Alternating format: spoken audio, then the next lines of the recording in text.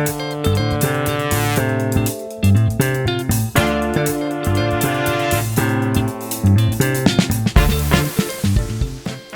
there and welcome back to the channel, and the time has come to get back onto the Citroen C3.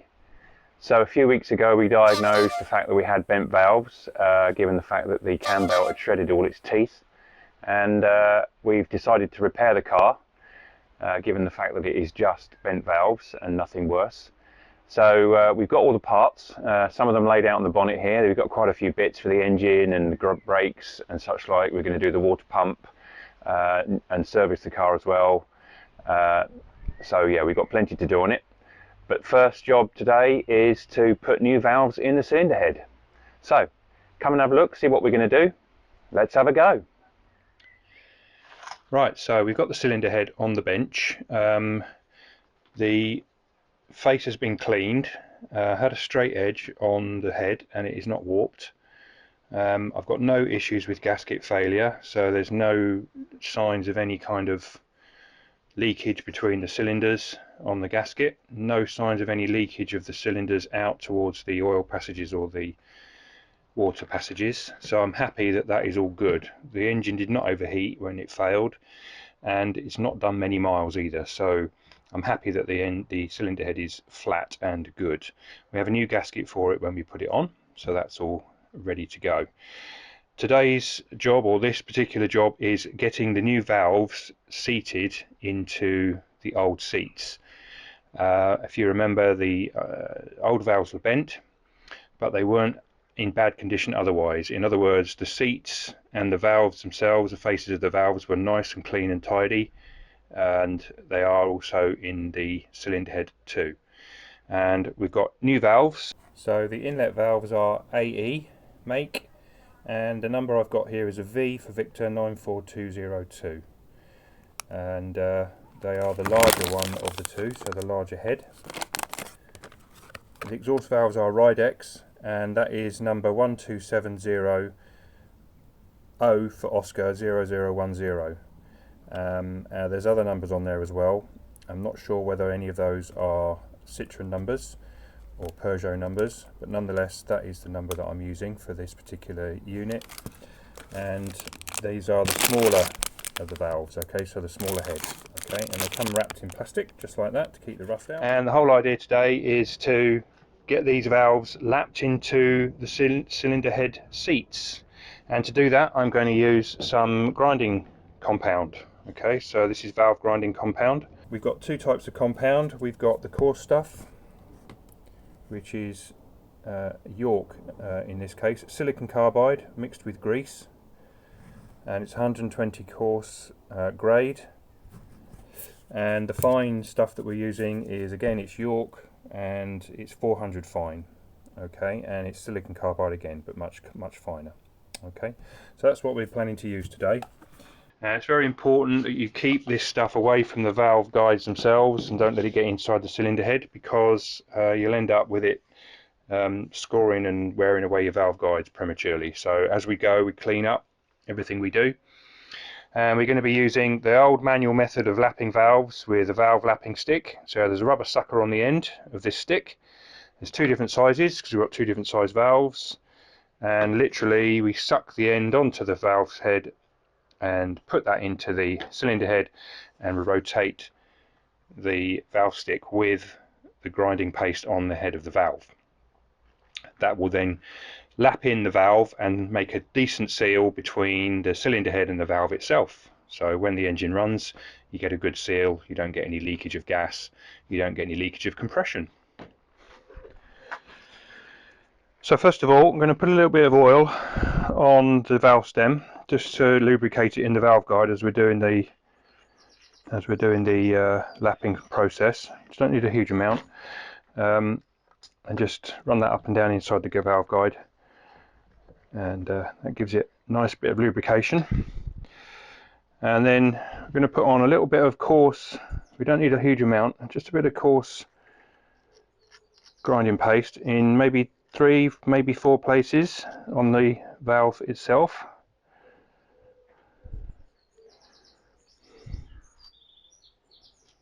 Get plenty on your stick so that you can get it nicely distributed, and then we put that in to the valve guide like so.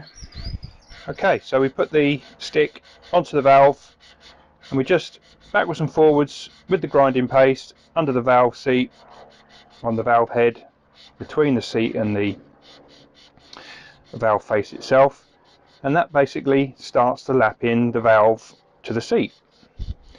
And first of all you can hear it grinding, and then eventually that goes off and starts to sound a lot smoother, at which point we take that off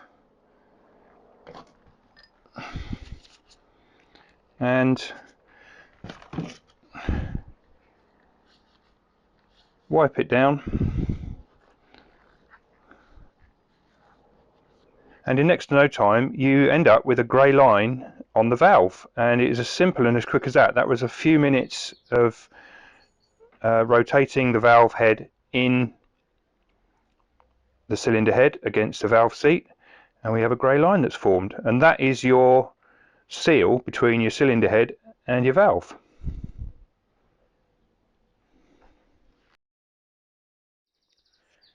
And the next thing to do is to wipe out the excess grinding paste,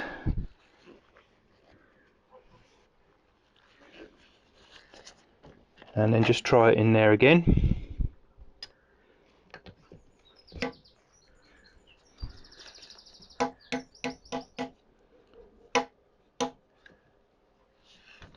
And that's the first pass done. So the next thing is the fine paste. Now don't get these two mixed up because you'll have troubles. So we need a different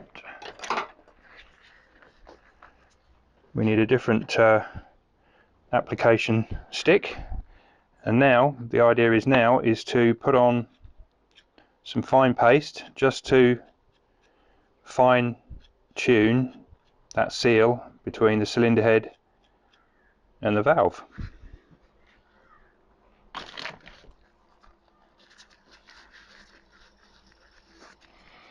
Be careful that you don't put any gritty hands on your valve stem, because that will get into the valve guide, and as I say, it will end up grinding your valve guide away.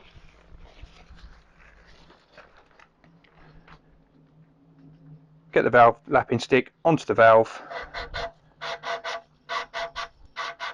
give it some rotation backwards and forwards, and you could hear initially that it was quite grindy, and now as the grinding paste does its job it starts to quieten down a bit, and that is a sign that the grinding paste is working.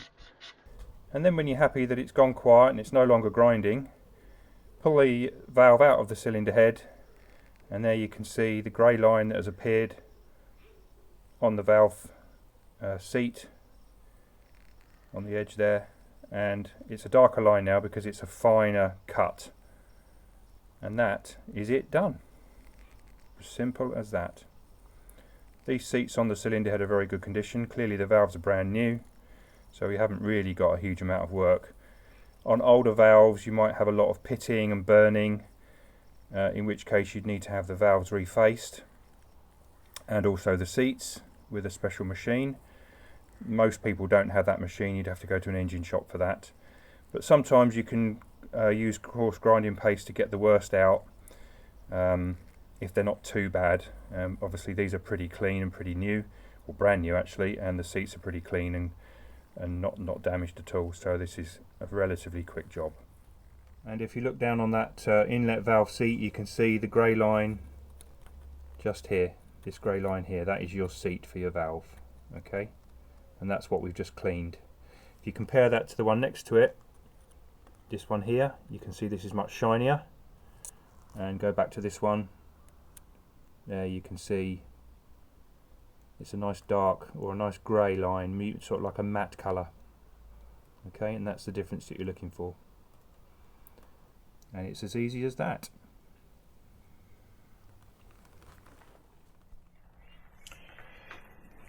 It's worth mentioning that it's not necessary to push hard on the valves as you're grinding them in or lapping them in, because the grinding paste is doing all the work, and because the grinding paste is sticky and greasy, it's basically dragging itself, the valve is dragging itself onto the seat anyway, so you haven't got to push hard or anything. And if you did push hard, it's likely that the valve would actually stall on the seat, and the little rubber sucker would then just spin around on the head of the valve and wouldn't actually rotate the valve. So you don't need to push hard, you just let the tools do the work, and it very simply and very easily comes good very, very quickly, especially when you've got clean seats and clean valves such as these.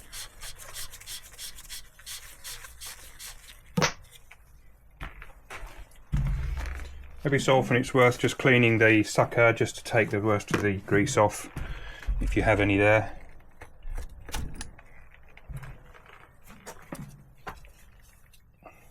And every time you take it out, have a check of it, clean off the excess. I've got some brake cleaner in a pot next to me that I'm just washing off the worst of the grinding paste and taking it off the head, and also just running that up and down the stem just in case there's any grinding paste on the stem. And as always, clean up the seat, get the worst of it out. And as I say, you don't really want to be blasting that with brake cleaner, because all you do is wash the carborundum into the cylinder head where you don't want it. So wipe it out, and then once you've got the worst out, a nice clean piece of cloth or wipe with some brake cleaner on it will finish the job. One thing to note is that the valve seat angles do differ on these cars, on these engines. Sometimes they're 45 degrees, which these ones are, both inlet and exhaust, and sometimes they're something like 30 or 35 degrees. So when you source valves for these engines, double check that you've got the correct valve type or the correct valve configuration. Also, some of the valve heads and the diameters of the valve heads are different also. So it's very important you check, otherwise you get the wrong angle and it won't meet with the angle that is in the head. And by angle I mean the angle of the face of the valve, which is that part there going that way in an angle there. That is 45 degrees from the flat of the head downwards. There is 45 degrees, and it's replicated in the seat as well, in the cylinder head. Make sure you get the correct ones, because there are different options. And as a precaution, I am numbering every valve I do so that it stays with the same seat that I've done. So this is number 4 inlet valve, and that's this one at this end. And I've numbered every one, because once you've lapped them, that's how they should stay, because they are now matched to the valve seat in the cylinder head. That's really important to remember. Don't mix them up once you've done it, otherwise you've got to start again. And that is the inlet valves done, and I think that took less than half an hour to do all 4 inlet valves. So very quick and easy. Now it's the exhausts. And we're on the final exhaust valve. The exhaust valves may take a little bit more to get them lapped in, because you've got a lot more heat on that side of the cylinder head with the exhaust working. The valves are a lot thicker as well. The valve head is a lot thicker to take up any extra heat that you're going to get from the exhaust gases passing by it. And the seat takes a lot of abuse with all the heat. As it's expelling the exhaust from the cylinder. So I'm just concentrating a little bit more on these, just to make sure that they are well seated, so that there's a nice grey defined line all the way around the seat of the cylinder head, and also on the valve head itself, on the valve face. Just making sure that it's got a really good seal. And every so often I just use up what's left of the, and just give it one for the road, as it were. just to use up all the grinding paste that I've put on there. You don't need a huge amount, as I said, just enough. Every so often lift the valve a touch and just give it a bit of a twist and then seat it again. That helps spread the grinding paste where you need it. And to give it a little extra grind, I can run the stick through my hands, palms of my hands like this, backwards and forwards, and that just gives it a bit of extra. That you might have grinding paste in the valve seat, in the valve guide, sorry, then stop and flush it out with something. It felt a bit stiff, that one, as I put that in, and a bit graunchy. So just to be sure, just giving it a bit of a squirt with some WD-40 just to wash out any paste and grinding material that might be in the valve guide and on the valve stem, and give them both a clean. And that's gone a lot better now. Feels a lot smoother. So that looks like all 8 valves are lapped. Okay, so I'm about to start taking off the valve stem seals and installing the new ones. And the old ones are the red colour one on the left, and the new ones are the bluey green colour on the right. Now it appears that these are quite easy to damage, so if I just hold one up in front of you, just getting it off is ended up being oval. There's a sealing surface on the inside and a sealing surface lip on the outside which seals on the valve stem itself, and that basically seals on the valve guide and the top of the valve guide. And what I'm effectively doing is pulling them off with a pair of pliers and then pushing them back on from the top. So I'll show you how I'm doing that. So managed to grab hold of the seal assembly, just pull it off like that, and it will end up being oval, okay, but that's not a problem. We'll do these two next. They don't screw or twist off in any way. You just pull them, give them a bit of a wriggle before you put the new ones back on, or put the new ones on. Then just give that a wipe, get any dirt and any residual dust and anything maybe on there. I'll give them a clean already, but and you can see the top of the valve guide, just there, the top of the valve guide, and this one as well. And we just basically take the new valve stem seal, place it on top of the guide.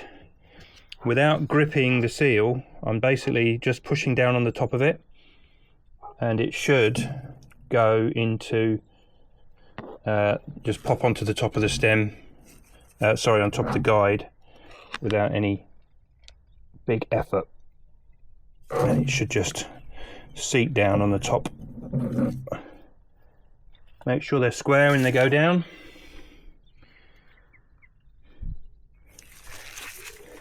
So that they don't leak and don't wear unevenly.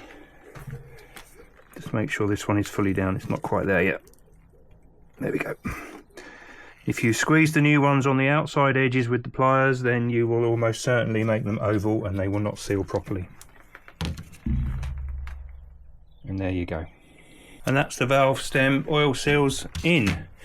Now that idea of these is to stop any oil that is splashing around inside the camshaft housing, to stop any oil being drawn down the side of the valve stems into the engine and burning oil. So one of the common oil burning faults, if you've got blue smoke from the engine, from the exhaust pipe, is it could be sucking oil down the valve guides and the valve stems, because you've got either worn valve stems and guides, or your seals have been damaged, or they've worn out, or they've gone hard and they're not sealing correctly. So even though this hasn't done very many miles, I'm replacing the valve stem seals anyway, because I've got them in the head gasket kit and it would just be silly not to use them. And then I know that then if there's any oil smoke, assuming of course I've not damaged any of these, if there's any oil smoke afterwards, I know that I haven't got a problem with the valve stem seals because I've changed them. We got new valves going in, and there's no play in the valve guides because I've checked that, and you can feel if there's any kind of wear at all in the valve guide, you'll get a bit of rock in the valve stem itself as the valve goes in. that is all nice and tight and nice sliding fits. So the valve stems seals are going to do their job, and that's all done. It's quick and easy as that. So I've got all 4 exhaust valves in. I haven't filmed me doing it because I'm basically crouched over the cylinder head and you wouldn't be able to see me doing it anyway. The valves are held in with little collets, so they're like half moon devices with a little rim round the top of them, and they are also tapered as well. So if you can see there, it's actually tapered, and they sit in like a ring which goes on top of the spring, the valve spring here, and the ridge in the collet sits in a groove in the top of the valve stem, just there. And this is what it looks like when it's not fitted with the valve, and the collets sit inside that hole there, and they're tapered, and they're basically tapered so that the valve spring pushes up against the collet and seats the ridge of the collet into the groove on the valve stem, and that stops them from coming out, and they are very fiddly to get in and out. So I'm going to put the other 4 valves in, the inlets in, so I'll bring you back when I've done that. But basically it's very fiddly to compress the spring, hold that down, put the collet in, line up the ring, line up the ridge with the stem, and it can be a little bit frustrating. The valve compressing tool that I'm using is a bit of a homemade knock-up one. That's it there. It's not one that I made, it's one that I inherited from somebody, and it's adjustable, and the pad on the right hand side with the bolt, that basically contacts on the face of the valve, and then the C shape goes round the cylinder head, and then you've got on the left hand side you've got like a U-shaped bracket which pushes down on either side of the valve stem, but pushes down on the spring to compress the spring, so that allows you then to put the collets in, and then you release it, and the spring springs up, and the last thing you do is, once the valve spring compressor tool is out the way, you basically just tap the top of the valve just to seat the collets in the valve spring ring.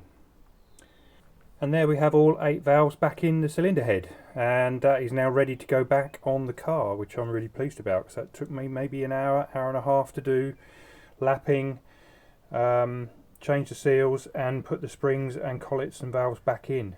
So you can see there, they're all nicely seated in, everything's nice and uniform, nothing sticking up higher than it should be, and everything is hunky-dory. If you like what you see and you want to follow our mechanical adventures, then please like and subscribe, and next job we do will be putting the cylinder head back on and reassembling the engine. So I'll catch you on the next one. Till then, take care and bye for now.